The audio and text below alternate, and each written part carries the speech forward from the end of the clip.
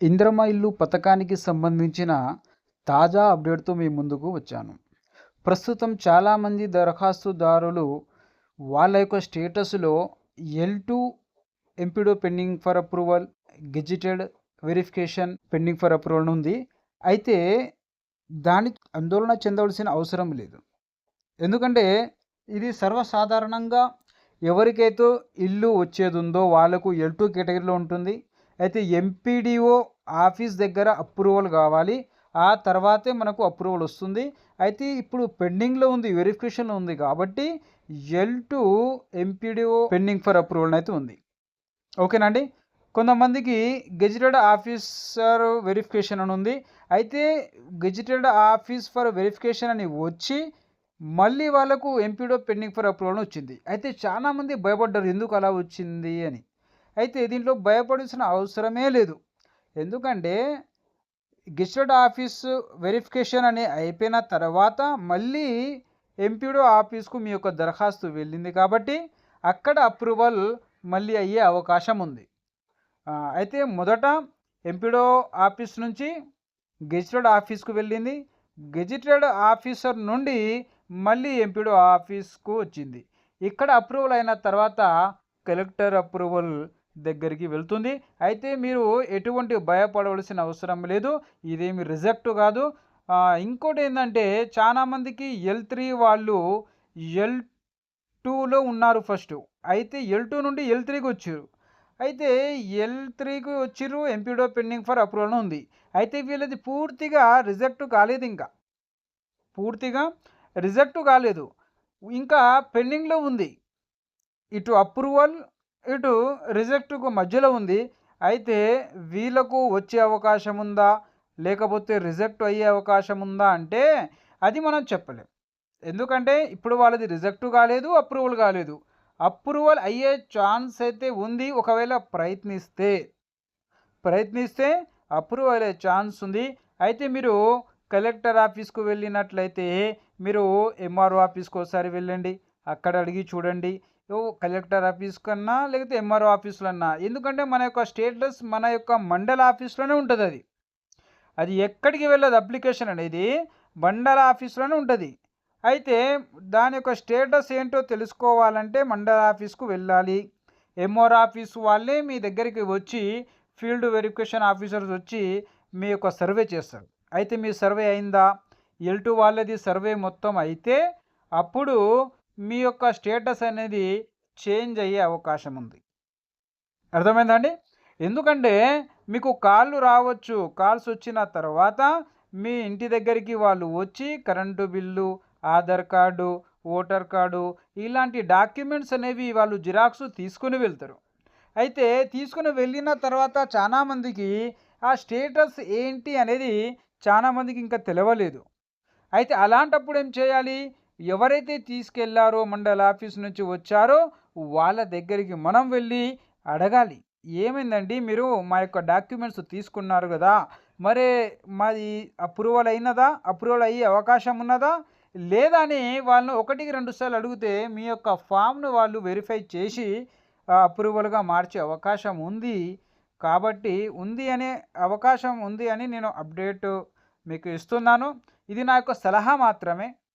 ఎందుకంటే మీకు నచ్చితే చేయండి, లేకపోతే లేదు. కానీ నా యొక్క సలహా ఎందుకంటే మన అప్లికేషన్ ఫామ్ అనేది మండల ఆఫీస్‌లో ఉంది కాబట్టి మనం వాళ్ళను కలవడమే మంచి పని. ఎందుకంటే వాళ్ళేమంటారు, మీరు ఇంటికెళ్ళండి మీకు ఫోన్ వస్తుంది. కలెక్టర్ ఆఫీస్‌కి వెళ్ళిన ఏమంటారు, మీరు ఇంటికెళ్ళండి మీకు కాల్ వస్తుంది. కాల్ వచ్చిన తర్వాత వాళ్ళు సర్వే చేస్తారు. సర్వే చేసిన తర్వాత మీ యొక్క స్టేటస్ అనేది మారుతుందని వాళ్ళు అదే చెప్తారు. అందుకోసం మనం ఎవరిని అడగాలి? ఎవరైతే ఫీల్డ్ వెరిఫికేషన్ ఆఫీసర్లు ఉంటారో వాళ్ళని అడిగితే మనకు క్లియర్‌గా తెలుస్తుంది. అర్థమైందా అండి? అయితే ఎవరైతే L3లో ఉన్నారో వాళ్ళ గురించి నేను వీడియో ఖచ్చితంగా ఇంకోటి చేస్తాను. ఎందుకంటే వాళ్ళు మొదట L2లో ఉన్నారు. కానీ వాళ్ళకు ఇల్లు ఉందని, స్థలం ఉందని, 4 వీలర్ బండి ఉందని, మీటర్ కనెక్షన్ ఉందని ఇలా రిపోర్టుతో వాళ్ళను L3లోకి చేంజ్ చేశారు. ఇప్పుడు అందరూ భయపడడం జరిగింది. ఎందుకంటే మాది L3లో వచ్చిందంటే మాది రిజెక్ట్ అయిందా? అని ఒక సందేహం. అయితే ఫ్రెండ్స్, మీరు భయపడాల్సిన అవసరం లేదు. మీ దగ్గర అగర్ ఇల్లు లేకుంటే, మీ దగ్గర ఎలాంటి స్థలం లేకుంటే, మీ దగ్గర ఎలాంటి ఫోర్ వీలర్ బండి లేకుంటే, మీకు ఎలాంటి మీటర్ కనెక్షన్ అనేది మీ పేరు మీద లేకుంటే, మీరు మళ్ళీ మీరు వాళ్ళకు దరఖాస్తు ఇవ్వచ్చు. నా దగ్గర ఏం లేదని రిక్వెస్ట్ లెటర్ ఇచ్చినట్లయితే, వాళ్ళు మీ యొక్క అప్లికేషన్‌ని చూసి వాళ్ళు వాటిని వెరిఫై చేసే అవకాశం ఉంది. ఎవరైతే ఎల్ఐజీ స్కీమ్‌కు అప్లై చేశారో వాళ్ళు ఆగస్టు 10 లాస్ట్ డేట్ ఉంది. తర్వాతకి డేట్ పొడిగించే అవకాశం లేదని చెప్తున్నారు. అయితే ఎవరైతే అప్లై చేయదలుచుకుంటున్నారో వాళ్ళు ఇప్పుడే అవకాశం ఉంది కాబట్టి అప్లై చేయండి. ఆగస్టు 10 లోపటనే అప్లై చేస్తే మీకు 6,00,000లో ఇల్లు వస్తుందనైతే చెప్తున్నారు. ఆ ఇల్లు యొక్క వాల్యూ అనేది 40 నుండి 60 లక్షలనైతే చెబుతున్నారు. మీ యొక్క స్థలాన్ని బట్టి, మీ యొక్క ప్లేస్‌ని బట్టి, మీ యొక్క ఏరియాని బట్టి దాని వాల్యూ ఉంటది కాబట్టి మీరు ఈ విషయాన్ని గమనించవచ్చు. ఒకవేళ మీ దగ్గర అమౌంట్ ఉంటే మీరు ఖచ్చితంగా అప్లై చేసుకోండి. ఎందుకంటే 20 నుండి 22 గజాలు రిజిస్ట్రేషన్ చేస్తారనేది చెప్తున్నారు. అయితే ఆ ఫ్లాట్ 20 నుండి 22 గజాలు మన పేరు మీద ఉంటది. దాని తర్వాత ఆ ఫ్లాట్ అనేది కూడా మన పేరు మీద రిజిస్ట్రేషన్ చేస్తారనేసి చెప్తున్నారు. అయితే రిజిస్ట్రేషన్ రుసుము కూడా మన దగ్గర ఒక్క రూపాయి తీసుకోరనైతే చెప్తున్నారు. కాబట్టి ఇది సువర్ణ అవకాశం, చాలా మంచి అవకాశం. మీరు దీన్ని అవకాశంగా భావించి, ఒకవేళ మీ దగ్గర అమౌంట్ ఉన్నట్లయితే తీసుకోండి. ఒకవేళ అమౌంట్ లేకుంటే డబల్ బెడ్రూమ్ ఏదైతే ఇందిరమ్మ ఇల్లులున్నాయో వాటికి ప్రయత్నించండి. ఎందుకంటే మనకు వేరే అవకాశము లేదు. మన దగ్గర డబ్బు ఉంటే ఎల్ఐజీ స్కీమ్‌కు అప్లై చేయగలుగుతాం. డబ్బు లేకుంటే మనకు వేరే దిక్కు లేదు కాబట్టి మనం ఎందుకంటే మనం పేదవారం, మన దగ్గర డబ్బు అనేది ఉండడం చాలా కష్టం. ఎందుకంటే మన కష్టపడితేనే మన కూటికి వెళ్ళేది, మన తినడానికి, మన ఖర్చులకు మనకు వెళ్ళేది. అలాంటివి మనం వెనకేసుకోవాలంటే అది మనకు పెద్ద సమస్యనే. కాబట్టి అంతటి అమౌంట్ ఉంటే మనం ఎప్పుడో ప్లేస్ తీసుకునేటోళ్ళం, ఫ్లాట్ తీసుకునేటోళ్ళం. కానీ మన దగ్గర లేదు. ఒక బండి తీసుకోవాలంటేనే 100 సార్లు ఆలోచించేటోళ్ళం. ఈఎంఐలో తీసుకోవాలా? ఎలా తీసుకోవాలి? సెకండ్ హ్యాండ్ తీసుకోవాలా? ఈ విధంగా ఆలోచించేటోళ్ళం. అలాంటిది 6,00,000 ఒకేసారి చెల్లించాలంటే ఎక్కడుంటదండి? కాబట్టి మీరు భయపడవలసిన అవసరం లేదు. ప్రయత్నించండి. వస్తేనేమో వచ్చింది. కానీ 100% ప్రయత్నించండి. వస్తేనేమో వచ్చింది, రాకుంటే రాలేదు. మన అదృష్టంలో లేదని మనం భావించాలి. దాన్ని తప్పించి వేరే ఏమీ లేదండి. మీరు 100% వస్తదనే నమ్మకంతో ప్రయత్నించండి. వస్తే మనకు మంచి ఇల్లు అనేది మన సొంతం అవుతుంది. అది కొన్ని లక్షల వాల్యూ చేసే ఇల్లు కాబట్టి మనం ప్రయత్నించడం అనేది తప్పైతే కాదు. ఎందుకంటే మనకు మన తెలంగాణ గవర్నమెంట్ ఏదైతే ఇస్తుందో అది మనకు ఇచ్చే ఒక వాళ్ళైతే ఏదైతే ఇస్తున్నారో దాన్ని మనం మన అర్హులమైతే ఖచ్చితంగా అటువంటి దాన్ని మనం పొందే అవకాశం ఉంది కాబట్టి పొందడం, మన యొక్క ప్రయత్నం చేయడం అది తప్పు కాదు. ఓకేనా అండి? ఎవరైతే L2 అప్రూవల్ పెండింగ్ అని ఉందో వాళ్ళు వెయిట్ చేయండి. మీకు వచ్చే అవకాశం ఉంది. అయితే ప్రయత్నించండి. ఇప్పుడైతే టెండర్లు కూడా వేశారు. ఎల్ఐజీ స్కీమ్ వాళ్ళకు అవి టెండర్ వేసేశారు. అది వర్క్ అయితే స్టార్ట్ చేస్తారని చెప్తున్నారు.